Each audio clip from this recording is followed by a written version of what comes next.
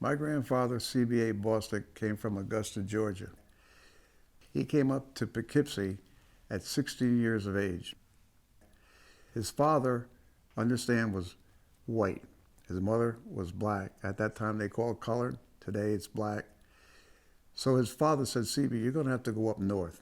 I'm going to give you some money, and you go up north. How he picked Poughkeepsie, I do not know. But he chose Poughkeepsie. Grandpa worked at the Nelson House in Poughkeepsie, which was a famous hotel back in the day. And at that hotel, he worked, and then World War I came out, and he had to go off to war. But during those war years, I mean, I wasn't born, but my grandmother told me some stories that, about Grandpa. He went over into France with the American troops. At that time, the American troops, the colored troops, were not allowed to fight with the white troops. So they were segregated back then.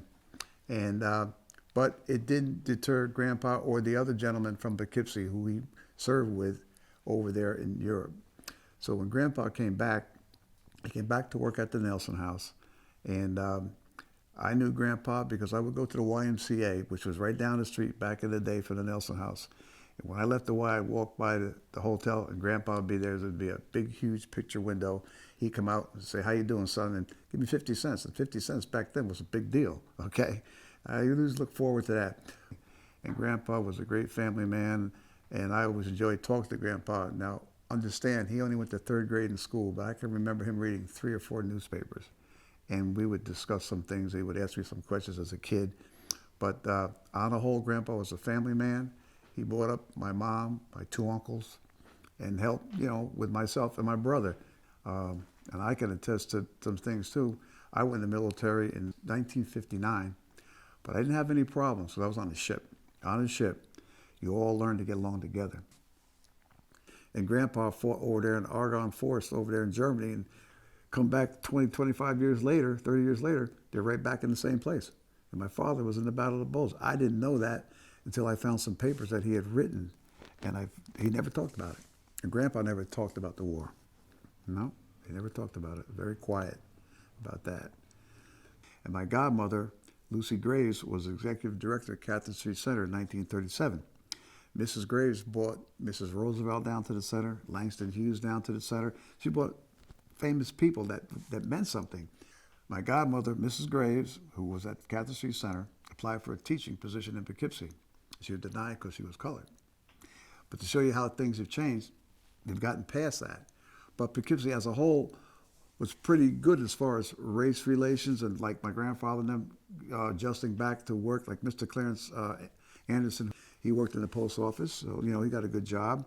A lot of those men ended up with good jobs. Poughkeepsie was a place better for most people than other cities, I could say, from what I know. At the time, Schatz Federal in 1941-42 had government contracts. They didn't hire color. So Miss Graves was a fighter, and she came from New York City up to Poughkeepsie to help because she had the education and had the contacts with people, which you need. We've come a long way in a lot of places, not only for color, for anybody. Other groups that come to this country need to be treated fairly. That's all I can say. If everybody's here to work, try to work together, and it'll all work out. And all I can say is, I came back to Poughkeepsie after I got out of the military, and I stayed in Poughkeepsie.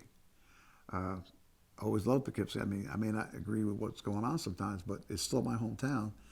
And going back to my grandfather and my father and my mother and my parents, uncles, brother, we all stayed here. We didn't leave. They were the type of people that they're not going to settle for, no, you can't. It is, yes, I can. And they did.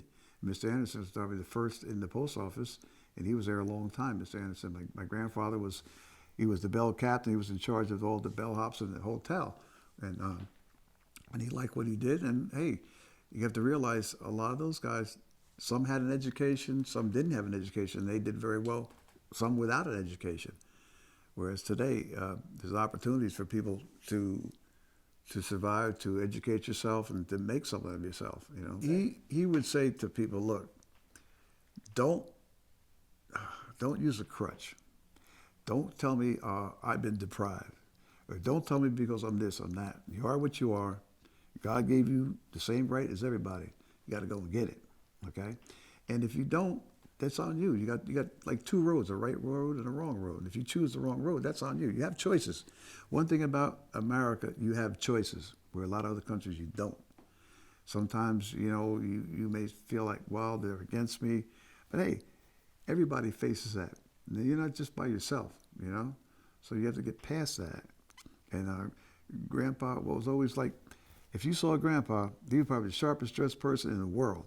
He got everything out of M. Schwartz's. I mean, everything from socks to everything. Always dressed in a suit.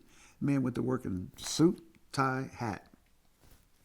I like to thank my grandfather for what he did for me and the family. I love Grandpa and appreciate all that he did to serve in a army that really, didn't do what they should have done back then.